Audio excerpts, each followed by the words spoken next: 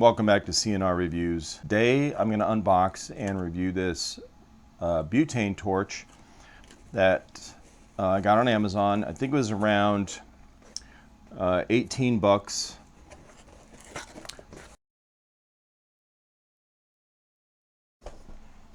So this is a Homet brand. A lot of these are marketed for cooking purposes, but I actually use them for starting a campfire. So let's see.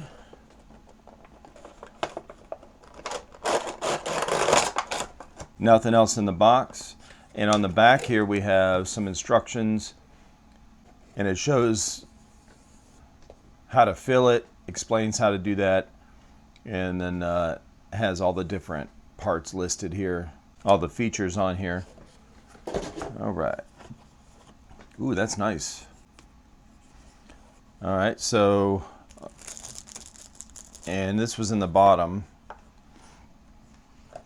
this piece. This is for cleaning out the tip and all that. This is pretty beefy. I like it. I love the newer ones like this that are heavier and seem a lot sturdier. And then your butane fill spot, is the valve is down here in the bottom, and that's real common, typically where they're at. You've got a trigger guard here that's a safety, right? So you can't pull it right now. If you take this off, it's a rubber, it's kind of a rubber piece. It's flexible. And you set it down, you're going to lose it. You know, that's typically what's going to happen. So if you keep this out of children's hands, then you don't really need this. Let's test this out. All right, so I've got some butane here, and you just turn this upside down. Take your tip, put it on the valve there. You can't really mess it up. You just stick it in there. It kind of guides itself in there. And then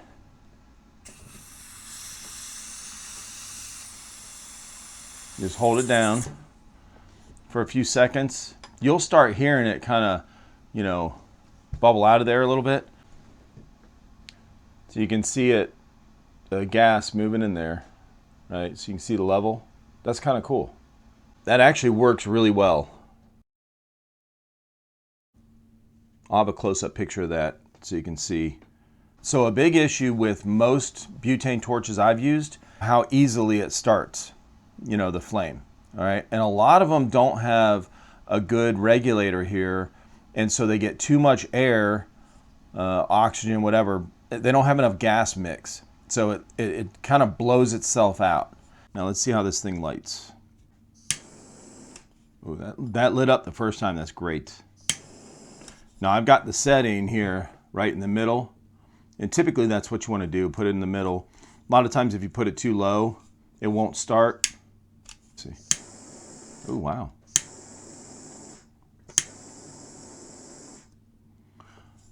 I really like this.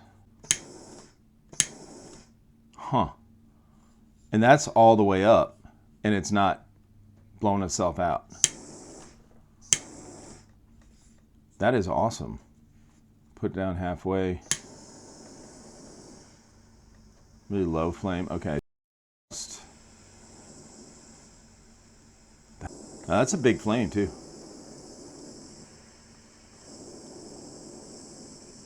All right. Now let's test this feature with, you know, the lock thing here. So you just see, and then you can just set it there. And if you had to hold something in front of it, you know, like if you're cooking something or working on something, jewelry or any kind of thing like that, or soldering or, you know, whatever, you could just set it there like that, and then just pull the trigger. It unlocks and then let go. Man, I am really impressed so far of how easy this lights up every time, or how consistent it lights up every time. The trigger is perfect size for your finger. It's really wide and it's comfortable, And it's a pretty heavy, you know, it's plastic, but it's pretty thick down here, which is nice. It's not going to snap off, you know, if you just grab the bottom part. And that snap is really crisp.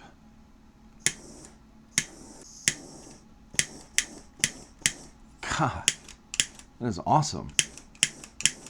Definitely going to be using this a lot for starting, like I said, I start bonfires with it, campfires.